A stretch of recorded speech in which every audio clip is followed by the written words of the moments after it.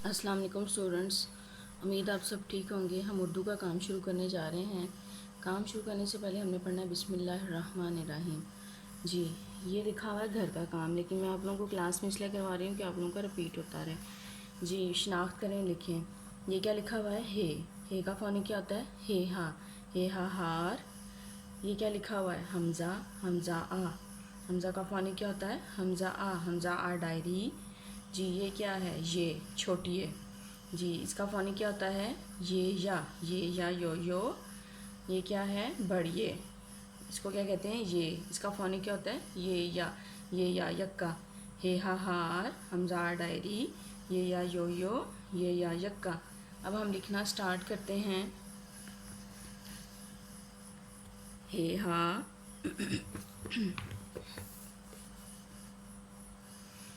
حمزہ آ، یہ یا ہے ہا حمزہ آ، یہ یا اگین ہے ہا حمزہ آ، یہ یا اگین ہے ہا حمزہ آ، یہ یا پھر اگین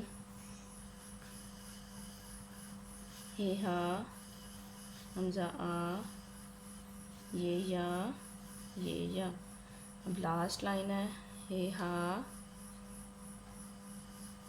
حمزہ آ، یہ یا۔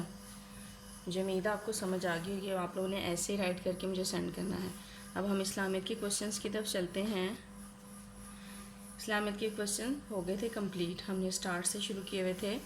اللہ نے ہمارے نبی پر کون سی کتاب اتاری؟ قرآن مجید۔ اللہ نے ہمارے نبی پر کون سی کتاب اتاری؟ قرآن مجید۔ کوشچن نمبر 2 ہے، ہمارے نبی صلی اللہ علیہ وآلہ وسلم کی کیا خوبی ہے؟ آخری نبی ہیں۔ ہمارے نبی صلی اللہ علیہ وآلہ وسلم کی کیا خوبی ہے؟ آخری نبی ہیں۔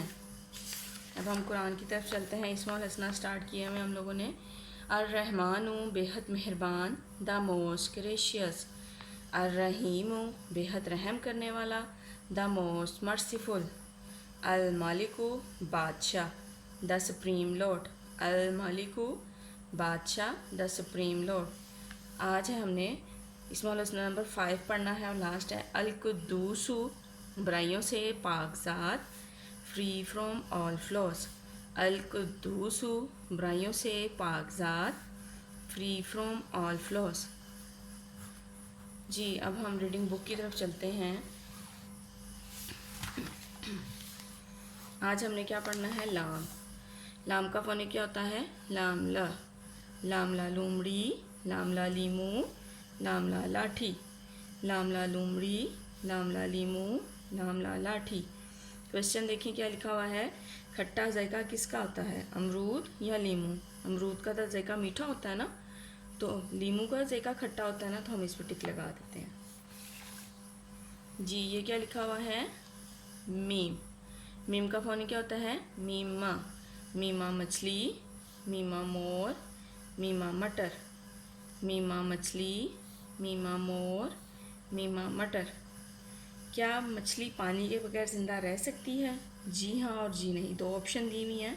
جی مچھلی آپ کو کیا پتہ ہے نا کہ کہاں رہتی ہے؟ پانی میں رہتی ہے نا، اگر پانی سے نکالے تو وہ مر جاتی ہے، تو اس لیے ہم نے کیا کس پہ ٹک لگانا ہے؟ انہوں نے پوچھا کیا مچھلی پانی کے بغیر زندہ رہ سکتی ہے؟ جی نہیں، مچھلی جو ہے پانی کے بغیر زندہ نہیں رہتی۔